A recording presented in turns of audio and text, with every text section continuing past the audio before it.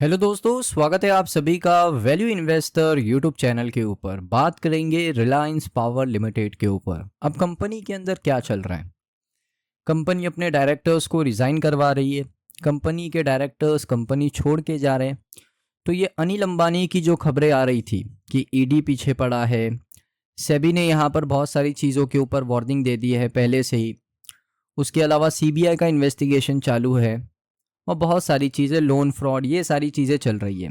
लेकिन इसी बीच रिलायंस पावर ने अनाउंस कर दिया है कि उनके कुछ डायरेक्टर जो हैं उन्होंने कंपनी से रिज़ाइन कर दिया है। आप देख सकते हो इनके एक डायरेक्टर है जिनका नाम है डॉक्टर थॉमस मैथ्यू। ये कंपनी के इंडिपेंडेंट डायरेक्टर थे। आप देख सकते हो डॉक्टर थॉमस मैथ्यू, इन्होंने रिज़ाइन कर दिया। इसका कोई रीज़न सामने निकल कर नहीं आया। अपॉइंटमेंट कब हुआ था? अपॉइंटमेंट आप देख सकते हो एप्लीकेबल है 29, अपॉइंटमेंट नहीं आप कह सकते हो, रिज़ाइन जब किया 29 अगस्त है।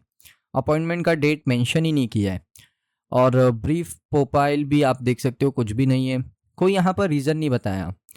Name of listed entities in which the resigning director hold directorship. तो कौन कौन सी कंपनी में ये क्या पद पर थे, क्या आप कह सकते हो पद पर थे, वो पता चल रहा है। Doctor Thomas Matthew independent director और बोर्ड मेंबर थे रिलायंस इंफ्रा के, और एक इराई लाइफ स्पेस कंपनी थी उसके। और ये ऑडिट कमेटी के member, nomination and remuneration committee के मेंबर, रिस्क मैनेजमेंट कमेटी के member, corporate social responsibility, sustainability committee, बहुत सारी चीज़ों के अंदर ये थे। इन्होंने रिज़ाइन कर दिया है सभी चीज़ों से। उसके बाद श्री हरमजीत सिंह नेगी, ये भी दोस्तों एक डायरेक्टर थे, नॉन एग्जीक्यूटिव डायरेक्टर थे। तो इन्होंने भी रिज़ाइन कर दिया 29 अगस्त को। तो ये क्या चल रहा है? ये देखिए ऑफिशियल लेटर, डॉक्टर थॉमस का रिज़ाइनेशन लेटर है ये। इसमें उन्होंने सारी चीज़ें फिलअप कर दी है। हरमीत सिंह ने भी सारी चीज़ें यहाँ पर दे दी है। तो ये कंपनी में क्या चल रहा है? कंपनी के अंदर कुछ तो गड़बड़ चल रही है, ये देख के पता चल रहा है। लेकिन अभी इस पे कोई राय नहीं देंगे क्योंकि रिज़ाइन किया है। कोई और भी रीज़न हो सकता है रिज़ाइन करने का। तो इसके ऊपर अभी कोई भी टिप्पणी देना या कोई भी अपना कमेंट पास करना ज़रूरी नहीं है। एक बार पूरा क्लैरिफिकेशन मिलने दो कि क्यों रिज़ाइन किया है, क्या पीछे की खबर है, उसके बाद ही हम कुछ यहाँ पर आप कह सकते हो बता सकते हैं। उसके अलावा एक और चीज़ है कि रिलायंस पावर जो है ना, वो अपनी कंपनी को सेव करना चाहता है क्योंकि बैंक ऑफ इंडिया ने फ्रॉड कह दिया, सीबीआई का इन्वेस्टिगेशन है। तो वो बार बार इन्वेस्टर्स को ये बता रहा है कि रिलायंस कम्युनिकेशन का हमारे साथ कोई रिलेशन ही नहीं है और उसका कोई इम्पैक्ट रिलायंस पावर के ऊपर नहीं होने वाला। ना बिजनेस ऑपरेशंस के ऊपर, ना फाइनेंशियल परफॉर्मेंस के ऊपर, ना शेयर होल्डर्स के ऊपर, ना एम्प्लॉयज़ के ऊपर, ना stakeholder of Reliance Power के ऊपर। देखिए कभी भी ना क्या होता है ना, ग्रुप की कंपनीज होती है, मैंने आपको पहले भी बताया, ग्रुप की कंपनीज होती है ना, तो एक कंपनी दो कंपनी फ्रॉड बनेंगी ना, तो एक वाइडर पिक्चर क्या आ जाता है इन्वेस्टर्स के मन में कि भाई ये भी कंपनी हो सकती है, ये भी कंपनी हो सकती है। अभी आपको ये खबर देख के क्या लगा? क्यों रिज़ाइन किया? पहला दिमाग में यही व्यू आया होगा कि रिलायंस पावर भी तो कुछ गलत नहीं कर रहा है।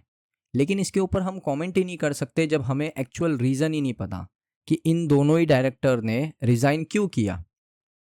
जब इनका एक्चुअल रीज़न कंपनी खुद क्लैरिफाई करेगी तभी पता चलेगा। और ये चीज़ कंपनी का एक ड्यूटी है कि इन्वेस्टर्स को क्लैरिफाई करना चाहिए। अब कंपनी ने सिर्फ यहाँ पर क्या बता दिया, डॉक्टर थॉमस मैथ्यू ने रिज़ाइन कर दिया, ना कोई रीज़न बताया। आप खुद देख सकते हो, कोई रीज़न नहीं बताया। Doctor Thomas Mathew has confirm that there are no other material reason other than those provide for his resignation. यानी उन्होंने सिर्फ इतना कहा है कि कोई मटेरियल रीज़न नहीं है मेरा रिज़ाइन करने का, बस इतना कहा है। उसके बाद the independent director shall along with the detail reason also provide a confirmation that there is no other material reason other than those provided. So reason यहाँ पर आप देखोगे ना, तो उस तरीके से क्लेरिफाई नहीं है कि किस वजह से मैंने कंपनी छोड़ी है। इसके अलावा इन्होंने भी यहाँ पर आप देख सकते हो, ये इंडिपेंडेंट डायरेक्टर का है, ये डॉक्टर थॉमस का रिजाइनेशन लेटर है आई थिंक।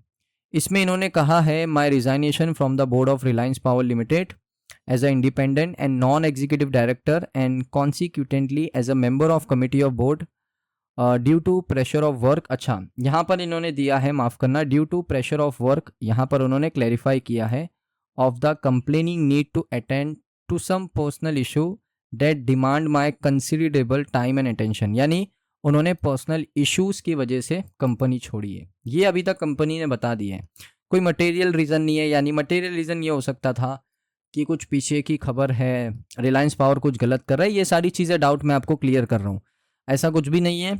अभी कंपनी ने क्लैरिफाई किया, मैंने इसको प्रॉपरली नहीं पढ़ा था, बट अभी देखने के बाद ये लग रहा है पर्सनल इश्यूज़ की वजह से जो डायरेक्टर्स है उन्होंने कंपनी को छोड़ा है। तो ये अभी तक का अपडेट है दोस्तों, तो इसके ऊपर दिमाग लगाने की कोई ज़रूरत नहीं है।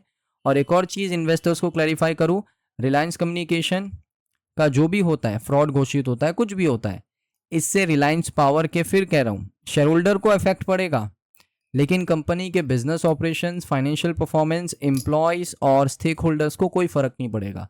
फ़र्क पड़ेगा आपको, क्योंकि मैं आपको जैसे बता रहा हूँ, एक वाइडर पिक्चर क्रिएट की जाती है मीडिया के अंदर।